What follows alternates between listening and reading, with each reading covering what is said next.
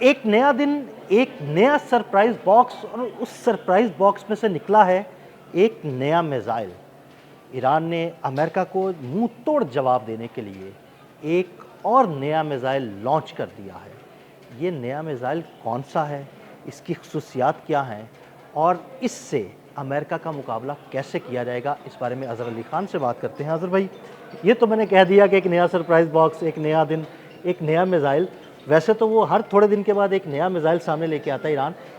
इस दफ़ा एक और खौफनाक और तबाहकुन मिसाइल जो है वो सामने लेके आया गया है। ये कौन-सा मिसाइल है? असल में आदिल भाई, ये मिसाइल टेक्नोलॉजी पे बहुत काम कर रहा है ईरान, और हर दफ़ा कुछ ना कुछ नया लेकर आता है सामने। सबसे पहले जो इनके बैलिस्टिक मिसाइल थे वो बहुत तेज़ी से आते थे और हमला कर देते थे, तबाह कर देते थे। उसके बाद उन्होंने उसको मनूवर करना शुरू किया, घूमते हुए आते थे और अपनी लोकेशन को चेंज करते हुए आते थे। तीसरी किस्म का मिसाइल वो था जो ड्रोन्स के कॉम्बिनेशन के साथ आता था, अपनी स्पीड को एडजस्ट कर लेता था, कम या ज़्यादा कर लेता था। अब ये जो मिसाइल है ना, ये उन सब का बाप है। अच्छा। जी, इसमें वो तमाम ख़ुसूसियात हैं जो पिछले तमाम मिसाइल में थी। ये बहुत तेज़ है, ये घूमता हुआ आता है, ये अपने टारगेट को छोड़ता नहीं है, प्रिसाइजली निशाना बनाता है। उसके बाद इसमें सबसे ख़ास सलाहियत जो इसको बिल्कुल ही मुनफरिद कर देती है और जिसके बाद उनके होश उड़ गए हैं अमरीकियों के सुन के, वो ये कि ये ड्यूरिंग द फ्लाइट अपना पाथ चेंज कर लेता है, अपना रास्ता बदल देता है, अपने टारगेट बदल देता है। यानी ये टारगेट ए को तबाह करने के लिए अगर जा रहा है तो ये वहाँ पहुँचने से कुछ देर पहले अचानक बी, सी, डी को छोड़ के ई टारगेट की तरफ चला जाता है, पूरा फ्लाइट का पाथ चेंज कर लेता है, टारगेट को चेंज कर लेता है और उसके बाद जाके उसको तबाह कर देता है, निशाना बनाता है, तबाह कर देता है। यानी जिस टारगेट के पास अमेरिका का फ़िज़ाई दिफ़ाई निज़ाम लगा होगा, उस टारगेट को बचाने के लिए ये मिसाइल उसकी तरफ जाते-जाते अचानक अपना रास्ता तब्दील करेगा और किसी 5वें, छठे या 7वें हदफ को जाके निशाना बनाएगा और अमेरिकन जो है वो सोचते रह जाएंगे कि भाई इसको हम रोक क्यों नहीं पाए। हाँ, और इसके बारे में थोड़ी बहुत ये इशारा मिला है कि ये आखिरी जो एपिसोड्स हुई हैं झड़पों की अमेरिका और ईरान के दरमियान, उसमें ईरान ने इसको इस्तेमाल किया बिल्कुल आखिरी एपिसोड के बिल्कुल आखिरी मोमेंट्स के अंदर। तो उन्होंने कहा है कि जब ये आता है तो बहुत तेज़ी से आता है, फ़्लाइट का पाथ चेंज करता है, तो अमरीकी इंटरसेप्टर्स जो जदीद तरीन अमरीका का दिफाई निज़ाम वहाँ लगा हुआ था और वो उसको पढ़ने की सलाहियत रखता था, तो उन्होंने जी दोनों लगे थे। अब इन दोनों की जहाँ पे लगाए जाते हैं ना, उसके बारे में ये बात तय है कि वो हर सूरत बचाएंगे अपने जो कुछ भी असासे वहाँ पे रखें। हुआ ये कि जब ईरान ने उस मिसाइल को फायर किया तो वो करीब आया, करीब आने के बाद उसने अपना रुख तब्दील कर लिया, अपनी स्पीड तब्दील कर ली, वो कहीं और चला गया। तो जो इंटरसेप्टर यहाँ से फायर हुआ था सामने के मिसाइल को तबाह करने के लिए, वो सामने तो गया लेकिन उसमें यह सलाहियत नहीं थी कि वो जब रास्ता बदल के भागा तो ये भी उसके पीछे भागे, तो वो सीधा चला गया, ज़ाया हो गया। अच्छा, अब एक $4 मिलियन का एक इंटरसेप्टर है जो फायर करता है अमेरिका अपने जदीद तरीन डिफेंस सिस्टम से। कमी भी हो रही है जी, उसकी कमी, इतनी कमी हो गई, तो कमी भी एहतियातन कही गई है, वो ख़त्म ही हो गए ऑलमोस्ट। मतलब किसी जंग में इस्तेमाल करने के अब काबिल नहीं रहे, ना दिफा के लिए काबिल, उस काबिल छोड़ा है अमेरिका को। तो अब ये क्या कर रहे हैं कि ये एक इंटरसेप्टर इनको एक साथ फायर करने पड़ते हैं कि अगर एक मिस हो जाए तो दूसरा। तो ये $20 मिलियन की मिसाल के तौर पे 4-5 इंटरसेप्टर फायर करते हैं तो वो सारे सीधे चले जाते हैं, ज़ाया चले जाते हैं। ये अपना रुख तब्दील करके आता है। बैलिस्टिक मिसाइल है, बहुत बड़े साइज़ का है, बहुत ज़्यादा वॉरहेड लेकर आता है, बहुत तेज़ रफ्तार के साथ आता है और उसके बाद आके अपने हदफ को निशाना बनाकर तबाह कर देता है। अब ये जो सारी चीज़ें हैं ना, इसके ऊपर बहुत काम किया गया, इसकी नेविगेशन पे काम किया गया, इसकी ऑन बोर्ड प्रोसेसिंग पे काम किया गया है, इसके GPS कनेक्शन के ऊपर बहुत काम किया गया है और इसको इस बात को इंश्योर किया गया है कि कहीं ऐसा ना हो कि ये मिसाइल नाकाम हो जाए। तो उसके तजुर्बात में इसका जो सारी चीज़ें की गई हैं उसको बहुत ही एहतियात से काम किया गया और उसको डिलीवर करके भी आखिरी दिनों में जंग में देखा गया कि क्या रियल टाइम में इसको करके देखें कि असल जंग में ये काम दिखाता है। तो इसने असल जंग में काम दिखाया है और इसको अब एक तरह से अब पढ़ने के बाद खुद अमरीकी फ़ौजी बिल्कुल बेजान और ठंडी पड़ गई है और उसको अंदाज़ा हो गया है कि अपनी चीज़ें यहाँ से उठाओ और ले जाओ, हम हिफाजत करने के काबिल नहीं रहे।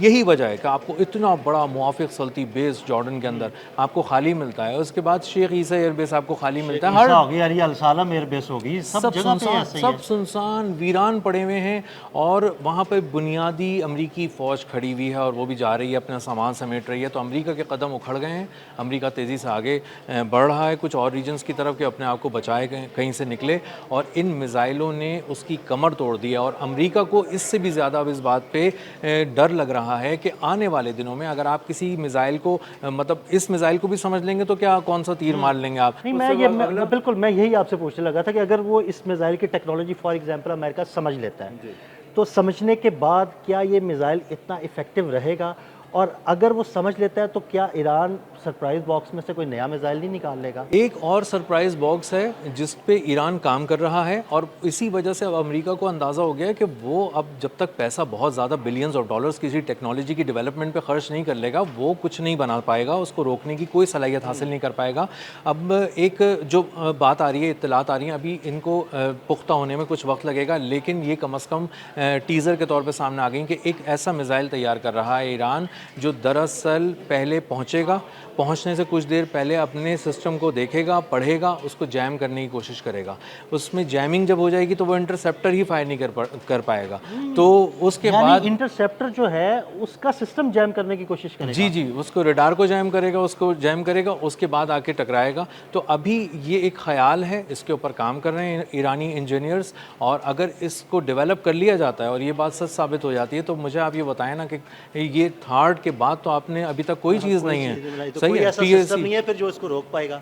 वो नहीं रोक पाएगा। पैट्रियट है या थार्ड है, ये दो जगह, या फिर इसराइल की तरफ जाएं तो डेविड स्लिंग है, एरो 3 है, और इसका मतलब वही है। वो डेविड स्लिंग और एरो 3 को तो वो पहले ही चकमा दे चुके हैं ना, वो तो तबाह बर्बाद कर दिया उन्होंने इसराइल में, तमाम फिजाई दिफाई निज़ाम उखाड़ के रख दिया। जी जी, क्योंकि वो इसी का नाम था ना, पैट्रियट का नाम डेविड स्लिंग रख लें आप, और एरो 3 का नाम ये थार्ड रख लें, तो असल में यही टेक्नोलॉजी थी, तो वहाँ पे उसको ख़त्म कर दिया है। तो अब इसराइल बैठकर अमेरिका की जो तबाही के मनाज़िर तमाशा देख रहा है अमेरिका का, अब वो देख रहा है, तो उससे उसमें भी एक सनसनी दौड़ रही। गो कि अभी इस वॉर थिएटर में कहीं आपको इसराइल नज़र नहीं आ रहा, खामोश बैठा है, छुप के बैठा है, डर गया है, लेकिन वो जब ये तबाही देखता है कि अमेरिका किस तरह लंगड़ाता हुआ इस खत्ते से जा रहा है और उसके असासे किस तरह बुरी तरह तबाह हुए हैं, तो वही सोचता है कि अगर इसका अशर अशीर भी ला के ईरान ने हमारे ऊपर गिरा दिया, मुख्तलिफ एयर बेसिस पर गिरा दिया, बैन गॉरियन एयरपोर्ट के ऊपर जो हम मिलिट्री बिल्डअप कर रहे हैं, जो फ़िज़ाई बिल्डअप कर रहे हैं, अगर उसके ऊपर आगे उनके 4-5 भी बैलिस्टिक मिसाइल इस तरह के गिर गए, तो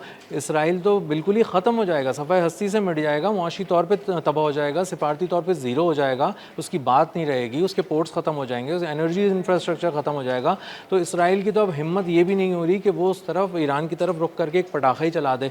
हाँ नहीं बिल्कुल ऐसे ही है, वो ऐसी हिम्मत उसकी बिल्कुल नहीं है, तो उसको बेजान कर दिया। हालांकि कुछ ऐसी खबरें सामने आई हैं कि वो अलग से कोई प्लान कर रहा है कि वो अमेरिका की मदद के बगैर ईरान पर हमला करे, लेकिन वो सिर्फ शायद प्लानिंग की हद तक ही है, अभी वो ऐसी कोई हरकत करने का सोच नहीं रहा। वो असल में डोनाल्ड ट्रंप को सुनाना चाहता है नेतन्याहू, क्योंकि वो बिल्कुल गिरने से ना एक लम्हे पहले ही है, बस वो आखिरी जो उसकी ताबूत में कील ठुकनी है ना इलेक्शन में, उससे पहले वो एक आखिरी अंगड़ाई है जो वो लेना चाह रहा है, और वो इस तरह की कोई चीज़, एक ऐसा शोशा छोड़ना चाह रहा है जिसके पीछे लग के डोनाल्ड ट्रंप कहें कि हाँ शायद कुछ हो सकता है। लेकिन डोनाल्ड ट्रंप को ईरान से ज़्यादा अब नेतन्याहू की समझ आ गई है कि असल में अंदर बैठे जो लोग हैं ना, जो वो नुकसान पहुँचाते हैं, बाहर का दुश्मन इतना नुकसान नहीं पहुँचाता।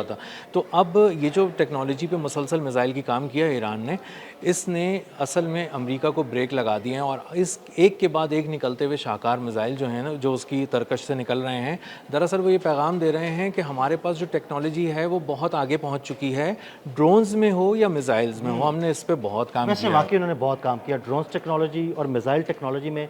मुझे नहीं लगता कि इस वक्त पूरे खित्ते में कोई भी ईरान का सानी है। उनके पास बहुत मुश्किलात थी, उनके इंजीनियर्स को कोई दुनिया में बताने वाला, सिखाने वाला नहीं था, उन्होंने ख़ुद पढ़ के चीज़ें की हैं।